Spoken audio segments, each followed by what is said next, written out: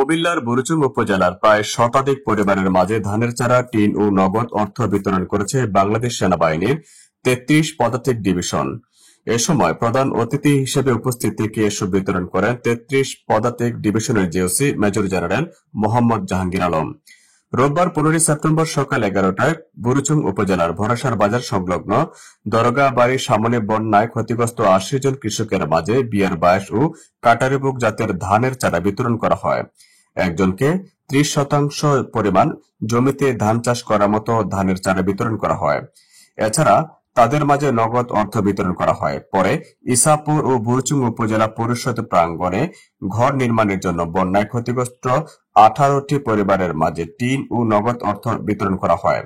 উপজেলা এলাকায় খুঁজে খুঁজে প্রকৃত ক্ষতিগ্রস্ত অসহায় মানুষের মাঝে ধানের চারা ও ঘর নির্মাণের জন্য টিন বিতরণ করা হয়। সেনাবাহিনী থেকে যে আমাদেরকে আপনারা এই সাহায্যটা করলেন, আল্লাহ আপনাদের সাহায্য করবে। এতে আমরা বহুত উপকৃত হয়েছি। বুঝতে, আমরা বাসা ছিল না, থাকার ঘর ছিল না, আমরা এখন থাকার ব্যবস্থা হয়েছে।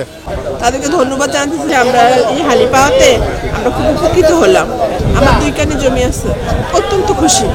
আমার নাম আব্দুল কুদ্দুস, আমি এই গ্রামের কৃষক। হ্যাঁ, আমি সেনাবাহিনীর তরফ থেকে এই বীজ পাওয়ার সন্তুষ্ট, আমরা খুশি আর কি, আমরা খুশি।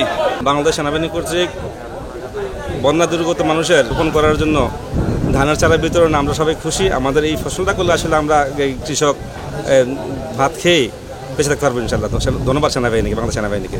আমাদের জমিগুলা সব বন্যায় তলাইয়ে গেছে, নষ্ট হয়ে গেছে, যার জন্য আর্মি তারা আমাদেরকে হেল্প করতেছে, সহযোগিতা করতেছে, সেবা করতেছে, যার জন্য আমাদের এখানে হালি টালি সব কিছু নিয়ে আসছে দেওয়ার জন্য আমাদের উপকার হচ্ছে, আমাদের উপকার হচ্ছে, আমাদের কৃষকের উপকার হচ্ছে।